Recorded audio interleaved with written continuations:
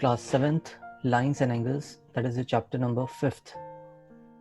आज हम इसका इंट्रोडक्शन करने वाले हैं, देखते हैं।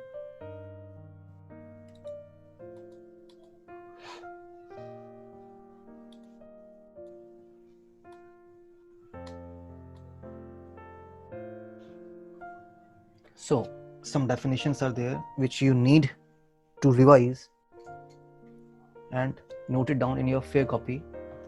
A point. What is a point?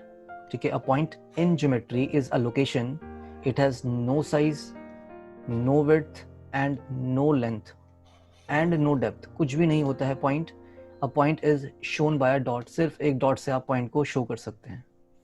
ठीक है, it is denoted by capital letter like point A.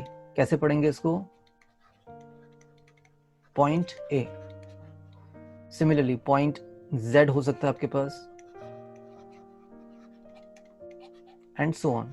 तो हम कैपिटल लेटर से इनको डिनोट करेंगे। ठीक है, बड़ा सा पॉइंट नहीं होता है, इतना बड़ा पॉइंट नहीं होता है। Point is just a point with a dot. Sharp pointed pencil से आप जो पॉइंट बना रहे हैं, actually that is your point. Okay, ये हमें पोजीशन बताता है। It is a location. तो learn your definition. Then next comes the line segment. So what is a line segment and then will talk about a line. Line segment का मतलब हो गया, a line segment has two end points. मान लो ये मेरे पास एक line segment है, तो इसमें दो एंड पॉइंट्स होने चाहिए। ठीक है, first end point and second end point, A B. तो A B is a line segment which has two end points. जहां से आपने स्टार्ट किया है आप इनिशियल पॉइंट कह सकते हैं इसको, और जहां पे आपने एंड किया है दैट इज ये बी पॉइंट, इसको आप फाइनल पॉइंट बोल सकते हैं। It's length is finite. Finite का मतलब होता है you can measure it. Fixed होती है, क्या होगी? फिक्स्ड। ए बी की लेंथ यहाँ पे 2 सेंटीमीटर हो सकती है, 3 सेंटीमीटर, तो हम मेजर कर सकते हैं। फिनाइट का मतलब we can measure the length and it is fixed, not fixed but we can say it can be measurable. It is denoted by. अब कैसे डिनोट करेंगे? तो लाइक ए बी को मैं डिनोट करने वाला हूं, तो ए बी लिखेंगे और उसके ऊपर हम एक लाइन सेगमेंट ड्रॉ कर देंगे। ठीक है, nothing else, just a plain line. तो कैसे पढ़ेंगे? Line segment A B, line segment AB, that is how you are going to read it. Next comes line. अब लाइन क्या होता है? तो लाइन सेगमेंट को ही अगर हम क्या करें, लाइन सेगमेंट को ही अगर हम एरोज से डिनोट करें, किससे? एरोज से। एंड पॉइंट्स तो हैं यहाँ पे दिख रहे थे, बट अगर हम इसको आगे एरो लगा दें तो इसका मतलब होता है that is your line only, है ना। It can be produced endlessly. आप दोनों तरफ इसको कहीं तक भी प्रोड्यूस कर सकते हैं। तो यहाँ पे एरोज लगे होते हैं। It has no end point. जैसे आपका यहाँ पे ए में एंड पॉइंट था, बी पे एंड पॉइंट है, तो यहाँ पे आपके एरोज लगे होंगे और हम इसको कहीं तक भी बढ़ा सकते हैं। That means it is having no end point. A line has no end points on either side, है ना, दोनों ही तरफ एंड पॉइंट्स नहीं होंगे। Its length is infinite. The opposite of finite is infinite, मतलब वी कांट मेजर इट। ये कहीं तक भी जा सकती है। इट कैन प्रोड्यूस एंडलेसली, है ना। It can be produced endlessly in both the direction. From A side इसको आप आगे तक कहीं भी प्रोड्यूस कर सकते हैं, from B side it can be produced endlessly. It is denoted by what? Now A B लिखेंगे हम उसके ऊपर और एरोज लगाएंगे। ठीक है, क्या लिखेंगे? ए बी एंड उसके ऊपर लाइन अगर हम लगाते हैं that means you have a line segment जिसमें टू एंड पॉइंट्स होंगे, जिसकी लेंथ फाइनाइट होगी, it is noted by your line segment. ठीक है, अगर हमने एरोज लगा दिया इसके ऊपर that means it is produced endlessly and it is your line, जिसका लेंथ क्या है? इनफाइनाइट है, नहीं पता कितना हो सकता है, कितना भी हो सकता है। ठीक है, तो इसको आप नोट करते चलेंगे। रे has only one and point, it's initial point. जहां से स्टार्ट होती है उसको हम इनिशियल पॉइंट कहते हैं। A ray from which it is starting is known as your initial point. और आगे क्या लगा रहेगा? इसके एरो लगा रहेगा। Means if it is your end point, जहां से रे स्टार्ट कर रही है, और ये आपका क्या होगा, बी कह सकते हो, it is produced endlessly again, कहीं तक भी जा सकती है लेकिन एक ही डायरेक्शन में जाएगी, अगेन इसकी लेंथ इनफाइनाइट होगी, वी कांट मेजर अ रे, आगे तक कहीं तक भी बढ़ा दीजिए इसको, ठीक है। It can be produced endlessly in the direction of B, A B की डायरेक्शन में। इट इज डिनोटेड बाय, तो आप ए बी लिखने वाले हैं और उसके ऊपर रे लगा देंगे, दैट मीन्स आप कैसे पढ़ने वाले हैं, रे ए बी, ठीक है। और यहाँ पे क्या पढ़ते हैं, इसको हम लाइन ए बी पढ़ते हैं, लाइन ए बी। यहाँ पे आपका लाइन सेगमेंट ए बी था, यहाँ पे आपका लाइन ए बी है, और यहाँ पे आपका रे ए बी हो जाएगा, दैट इज योर रे ए बी। क्लियर है? ओके, बढ़ते हैं आगे। कोलिनियर पॉइंट्स, इरेज कर रहा हूं मैं सारा ही, इधर ही एक्सप्लेन कर देंगे इसको भी। कोलिनियर पॉइंट्स क्या होते हैं, अगर हमारे पास कोई लाइन है और उसके ऊपर हम कोई भी 3 पॉइंट्स लेके चलें, कितने पॉइंट्स, एनी 3 पॉइंट्स, 2 पॉइंट्स तो हमेशा एक लाइन देगा, है ना, 3 or more than 3 points in a straight line are your collinear points. If a straight line passes through 3 or more points, the points are said to be collinear. A, B, C, A, B, C are your collinear points. Figure बना लेना इसका, कोई problem नहीं है। Straight line है ना, तो arrows होने चाहिए यहाँ पे डीवी हो सकता है आपका। तो 3 या 3 से ज्यादा पॉइंट्स से अगर कोई लाइन पास कर रही है तो उन पॉइंट्स को हम कोलिनियर पॉइंट्स बोलते हैं। Very easy. क्या ये हमारे ए और बी कोलिनियर पॉइंट्स होंगे? नहीं पता बच्चों, होंगे नहीं होंगे, बिकॉज 2 की बात नहीं करते हम। 2 पॉइंट्स तो हमेशा ही अगर ज्वाइन करेंगे तो स्ट्रेट लाइन बनाएंगे। पी क्यू हो सकता है आपका। Any 2 points when joined makes a straight line. तो हम यहाँ पे बात नहीं कर सकते हैं किसकी, 2 पॉइंट्स की। We are talking about more than 2 points. अब मान लीजिए आपके पास ये 3 पॉइंट्स ऐसे कुछ होते, ठीक है, तो आप पहले तो क्या करते, you are going to join which 2 points, इन दोनों को ज्वाइन करते हैं ना, फिर इसको ज्वाइन करना चाहते तो ऐसा कुछ आता। तो यहाँ पे क्या स्ट्रेट लाइन मिलती, हमें नहीं मिलती। We are not going to get a straight line, because 2 points से तो स्ट्रेट लाइन मिलेगी ही, बट जो थर्ड पॉइंट है वो स्ट्रेट लाइन में नहीं लाई नहीं कर रहा है, ठीक है। तो कहने का मतलब again, if a straight line passes through 3 और more points, the points are said to be collinear. A B C are collinear points. ये रहा आपका ए, ये रहा बी, ये रहा सी, ड्रॉ कर लेंगे। सर्कल वर्कल बनाने की जरूरत नहीं है जो मैं बनाता हूँ, ठीक है, that is for just explaining it.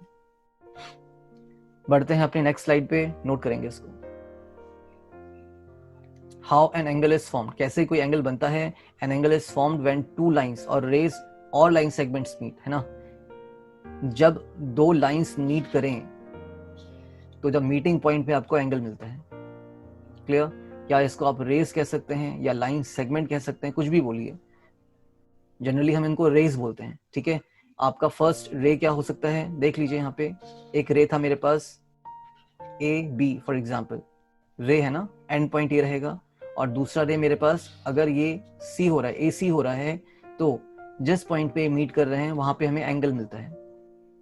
Hair इसको हम कैसे पढ़ेंगे, एंगल ए पढ़ सकते हैं, या फिर इसको हम पढ़ सकते हैं सी से स्टार्ट करिए, तो C A and then B, और ए पे क्या बनेगा, हमें एंगल मिलने वाला है, तो C A B, angle C A B, है ना। या फिर बी से स्टार्ट कर सकते हैं, बी ए सी बोल सकते हैं, बी ए सी। तो जिस भी पॉइंट पे एंगल मिलता है वो बीच में आता है, ठीक है।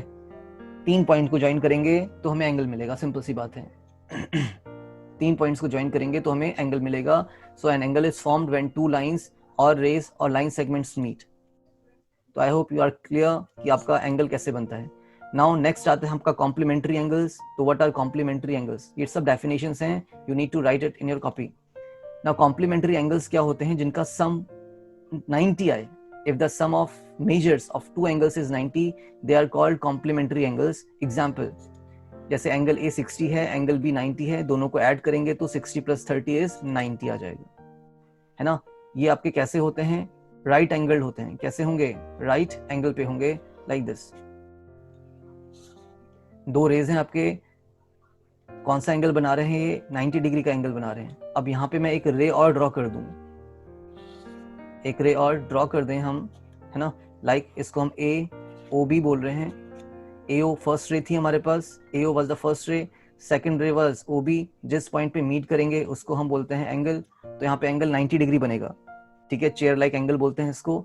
अगर हमने एक और रे ड्रॉ कर दी यहाँ पे, दैट इज ओ सी, तो इसका और इसका सम कितना होगा। मान लेते हैं ये आपके पास 40 था और ये आपके पास कितना है 50 है, 40 डिग्री एंड 50 डिग्री, तो दोनों का सम कितना आएगा 90 ही आएगा। तो हम इनको बोलते हैं कॉम्प्लीमेंट्री एंगल्स। ठीक है, ओके। बात करते हैं supplementary angles. If the sum of measures of two angles is 180 then they are called supplementary angles, उनको हम सप्लीमेंट्री एंगल्स बोलेंगे। लाइक एंगल ए 150 है, एंगल बी 30 है, तो दोनों का सम कितना होगा 150 प्लस 30 इज 180। तो ऐसे दो एंगल्स जिनका सम कितना आए 180 डिग्री आए। क्लियर? कैसे बनते हैं इसको भी मैं एक्सप्लेन कर देता हूं, यहीं पे इरेज कर रहे हैं, नोट करिए। फिगर्स ड्रॉ करेंगे बच्चे, जहां पे फिगर्स आ रहे हैं you have to draw it with a pencil and scale. अब देखिए 180 डिग्री क्या होता है, ठीक है। What is your 180 degree? For example मेरे पास दो रेज हैं, आई हैव टू रेज, किस पॉइंट पे मीट कर रही है, इस पॉइंट पे, है ना। इसको मैं बोलता हूँ रे अपना ए ओ और दूसरा है ओ बी। दो रेज है मेरे पास और दोनों के बीच में कितना डिग्री बनेगा, that is a straight angle. क्या बोलते हैं इसको? Straight angle. ठीक है, तो इन इस पूरे का होता है सम 180 degree. Straight angle is of 180 degree, okay. ठीक है, क्यों होगा? बिकॉज बीच में अगर हम रे ड्रॉ करें यहाँ पे तो ये 90 डिग्री आता है, यस। तो आधा इस तरफ का 90, उस तरफ का 90, तो कहने का मतलब क्या है, दोनों का सम कितना होगा 180 होगा। तो यहाँ पे मैं कोई एक रे ड्रॉ कर रहा हूँ, दूसरी ray, for example it is your C. तो देखो ये जो एंगल बन रहा है आपका BOC, ये मान लेते हैं 60 डिग्री है, और दूसरा एंगल AOC मिल रहा है और ये मान लेते हैं 120 डिग्री है। तो दोनों को हम ऐड करेंगे 120 प्लस 60, तो हमेशा कितना आएगा, ये 180 ही आने वाला है। तो ऐसे दो एंगल्स जिसका सम 180 हो उसको हम सप्लीमेंट्री एंगल्स बोलते हैं। क्लियर इतना? आते हैं नेक्स्ट में, that is your adjacent angles.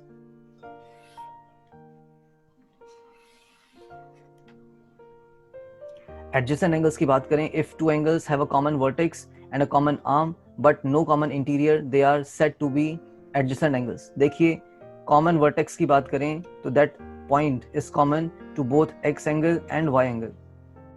ठीक है, एक वर्टेक्स दोनों ही के लिए आ रहा है, एक्स एंगल के लिए भी आ रहा है, वाई एंगल के लिए भी आ रहा है। ये रहा आपका कॉमन वर्टेक्स, ये आपका एंगल एक्स है और दूसरा एंगल हम देखें तो कितना होगा, ये वाई एंगल होने वाला है। क्लियर? तो इनका कॉमन वर्टेक्स बीच में आ रहा है, तो have a common vertex and no common arm, and a common arm, sorry, है ना, और एक कॉमन आर्म भी होना चाहिए। तो यहाँ पे चेक कर लीजिए आप, जो मैं ग्रीन लाइन ड्रॉ कर रहा हूँ ये कॉमन आर्म हो गया दोनों के लिए ही, एंगल एक्स के लिए भी और एंगल वाई के लिए भी ये आर्म कॉमन है।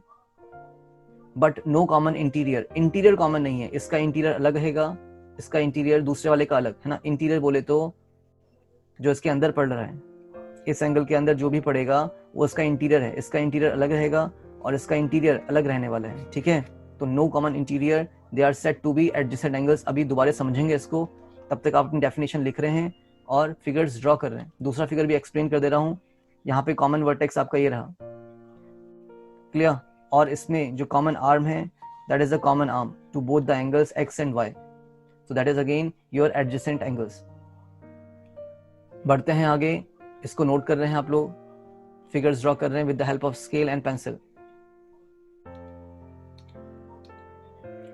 ओके, नेक्स्ट आपका डेफिनेशन दे रखा है एडजेसेंट एंगल्स का, are such that, adjacent angles are such that they have a common vertex, they have a common arm, the non common arms on either side of the common arm. ठीक है, तो मैं इसको draw कर ले रहा हूँ। यहाँ पे दो एंगल बनाते हैं, देखिए पहला एंगल दो आर्म से बनेगा, yes, this is your two arms, और यहाँ पे हमारा एंगल बना लेते हैं इसको मैंने एक्स कह दिया और यहाँ पे नाम भी दे देते हैं इसको AOB। दो आर्म्स हैं, पहला आर्म AO है, दूसरा आपका OB हो रहा है। क्लियर? अब यहीं पे आपको दूसरा एंगल लेना है, किस? कॉमन वर्टेक्स से, O से।